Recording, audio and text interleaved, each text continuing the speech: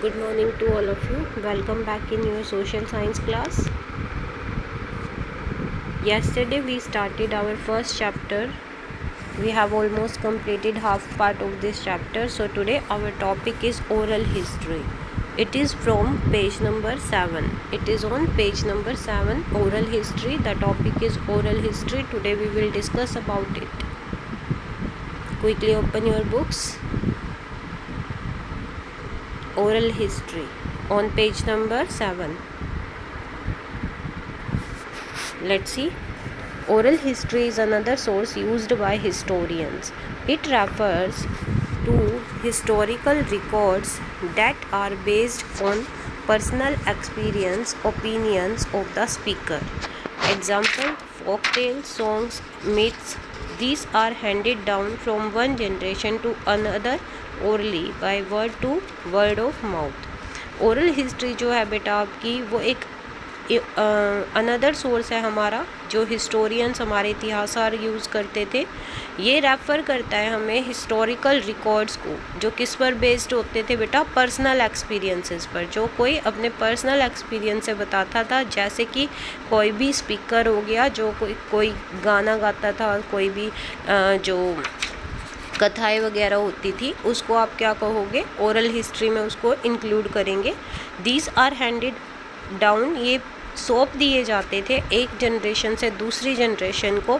अब तो हमें जो रिकॉर्ड्स हैं वो रिटन में मिलते हैं, लेकिन जब हमारे पास रिटन प्रोसेस नहीं था तो ओरली जो होता था वो एक जनरेशन से दूसरी जनरेशन में, मतलब वो बताकर जो अपने ट्रेडिशंस वगैरह होते थे, जो अपने कस्टम्स होते थे, उनको जो होता था हैंड ओवर कर देते थे अपनी दूसरी जनरेशन में। उसके बाद आपका आता है बेटा ज्योग्राफिकल लोकेशन।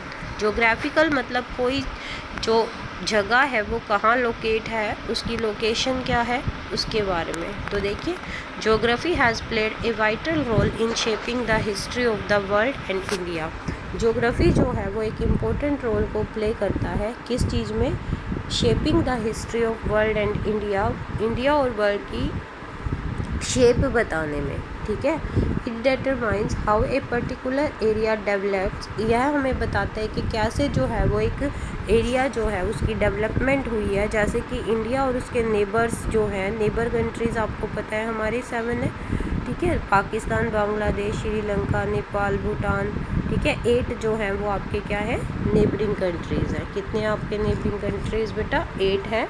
इसमें आपके पाकिस्तान, बांग्लादेश, श्रीलंका, नेपाल, भूटान, ठीक है, और एक म्यांमार है, और एक आपका क्या है,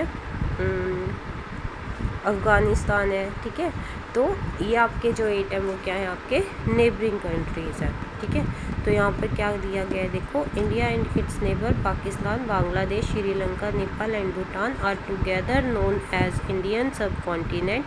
जब ये इकट्ठे होते हैं तो आप इनको क्या कहोगे, इंडियन सब कॉन्टिनेंट के अंदर आते हैं ये आपके, because the combined topography of all these countries almost as vast as that of the continent.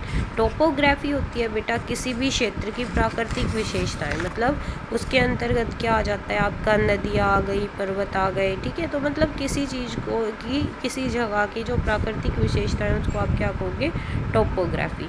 ठीक है, तो जो आपके नेबरिंग कंट्रीज़ है लाइक पाकिस्तान, बांग्लादेश, श्रीलंका, भूटान, नेपाल, इनको आप together known as the Indian subcontinent, ये सब जो है वो इंडियन महाद्वीप में आते हैं, बिकॉज क्योंकि the combined topography of all this countries almost as vast as that of a continent, क्योंकि जो सारी विशेषताएं हैं वो इसकी बहुत वास्ट है, फैली हुई है। ठीक है, क्या क्या आती है बेटा इसमें, तो देखो, there are numbers river, fertile river valleys, high mountain, desert plains in India. इसके अंदर जो है वो आपके आते हैं बहुत सारी रिवर्स, फर्टाइल रिवर वैलीज मतलब जो घाटियाँ हैं आपकी, mountains, deserts, plain in India. North के अंदर जो है वो इसमें आता है आपका हिमालय पर्वत। ठीक है, हिमालयस जो एक नेचुरल बैरियर का काम करता है। नेचुरल बैरियर क्या है, मतलब रुकावट।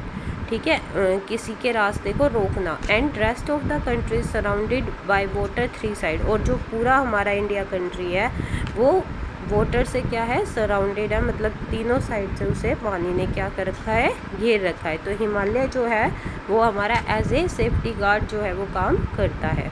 The passes in the mountain act as routes allowing people to undertake journey for trade, battle and travel। जो हमारे माउंटेन्स रूट है वो लोगों को अलाउ करते हैं कि वो अपनी जर्नी, ट्रेड, बैटल और ट्रैवल जो है वो कर सके। ठीक है, देखो टोपोग्राफी के नीचे आपको दे रखा है मीनिंग क्या होता है, फिजिकल और artificial and physical features of an area. जैसा कि मैंने आपको बताया किसी भी क्षेत्र की प्राकृतिक विशेषताएं। ठीक है, उसके बाद आगे देखिए,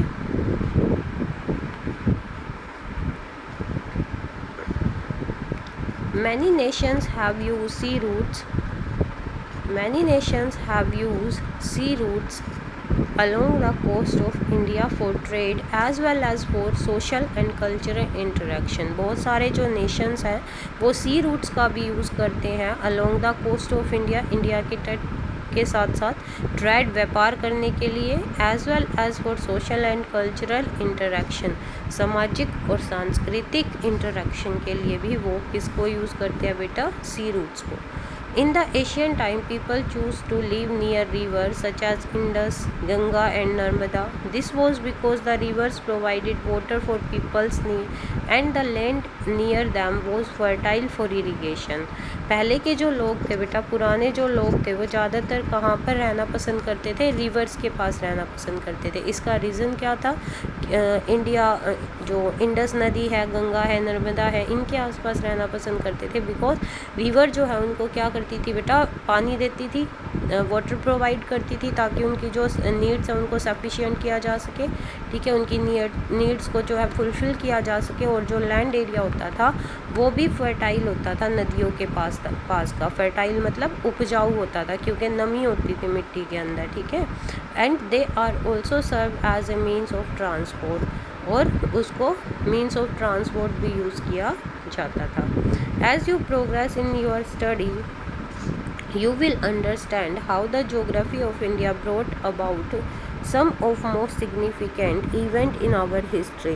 जैसे जैसे आप पढ़ोगे आगे, ठीक है, स्टडी करोगे तो आप जानोगे कि कैसे जो ज्योग्राफी है इंडिया की वो अपने अंदर चेंज लेकर आई है। ठीक है, ठीक है, और वो जो हमारी हिस्ट्री है उसमें भी उसने क्या किए हैं, बहुत सारे इवेंट्स जो हैं उनको ऐड कराया है। ठीक है, तो as a progress in your study, जैसे जैसे आप स्टडी करोगे तो आप इन सारी चीज़ों को आगे समझोगे।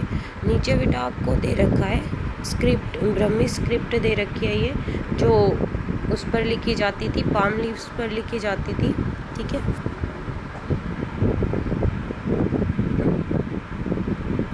उसके बाद देखिए, in this chapter you learn prehistory और हिस्ट्री। प्री हिस्ट्री क्या है आपकी, prehistory is the word period for which we have no return record. Prehistory के हमारे पास कोई रिकॉर्ड्स नहीं होते थे, जबकि हिस्ट्री में आपके पास क्या होते हैं, रिटर्न रिकॉर्ड्स होते हैं। तो राइट है एकदम। Sources are close on the basis of which historian draw their conclusion, इसमें आपने ये भी पढ़ा है। Archaeological sources include material remains such as inscriptions, coins, monument and so on. Writing on rocks, pillar and copper plates are called inscriptions. बिल्कुल right है। ठीक है, कि आर्कियोलॉजिकल सोर्सेज जो है उसमें हमारे वो सारे मटेरियल्स आ जाते हैं जो हम क्या करते थे बेटा, जो यूज़ किए जाते थे, जैसे कॉइन्स हो गया, मोन्यूमेंट्स हो गए। ठीक है, जिन जो राइटिंग्स होती थी, मतलब जो पहले इंफॉर्मेशन होती थी वो किस पर लिख दी जाती थी, रॉक पर, पिलर पर, कॉपर प्लेट्स पर। जो लिटरेरी सोर्सेज आपके उसको दो कैटेगरी में डिवाइड कर दिया गया था, रिलीजियस और सेकुलर। जब Vedas belong to the religious category. Literature जो है उसके अंदर आपकी बायोग्राफीज़ आ जाती है, ड्रामाज, प्लेज आ जाते हैं जो रिलेट करते हैं किसी भी किससे डायरेक्टली रिलेटेड होते हैं, किससे, किसी रिलीजियन से, जिसको आप सेकुलर लिटरेचर कहते हो। ओरल हिस्ट्री जो है एक ऐसा रिकॉर्ड होता था जो अपने पर्सनल एक्सपीरियंस पर बेस्ड होता था और ये ओरली दिया जाता था एक जनरेशन से दूसरी जनरेशन को। तो here is a exercise. First जो है आपका है वो टिक द करेक्ट ऑप्शन है। Herodotus was form from, sorry, Herodotus जो है वो कहाँ से था, तो बेटा इसका आंसर आएगा ग्रीस। मैंने टिक नहीं किया है तो आप इसमें टिक कर लेना, ग्रीस से था ये।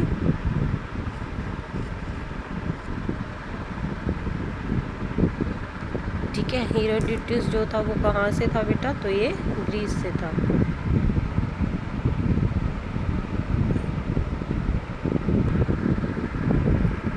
सेकंड आपको दे रखा है two epics of India are, तो इसमें आ जाएंगे आपके बेटा रामायण और महाभारत। ठीक है, रामायण और महाभारत। थर्ड आपको दे रखा है हु रोट द अर्थशास्त्र, तो इसका आंसर आएगा Kautilya. The earliest coins and in ancient India were the, जो पुराने कॉइन्स होते थे उनको आप कहते थे punchmark coin. Earliest manuscript were written और पाम लीफ पर लिखी जाती थी। देन ट्रू फॉल्स देख लो अपने। फर्स्ट है Herodotus is recorded as the father of history, तो ये आएगा आपका true. Arthashastra and Indica two great epics of ancient India, false आएगा। Inscriptions are written hand written accounts of the Asian time of the metal plate, true आएगा। Faxian was a traveller who wrote an account of his visit to India, true आएगा। Secular literature includes the Ramayana and the Mahabharata, false आएगा। ठीक है, तो आपका homework आज का यही है कि आपको ये जो एक्सरसाइज है वो फिल करनी है और इस चैप्टर को रीड आउट करना है। क्वेश्चन आंसर्स जो है वेरी श्योर मैं आपको PDF में सेंड कर दूँगी, सो वो आपको राइट करने हैं। Thanks for listening me students.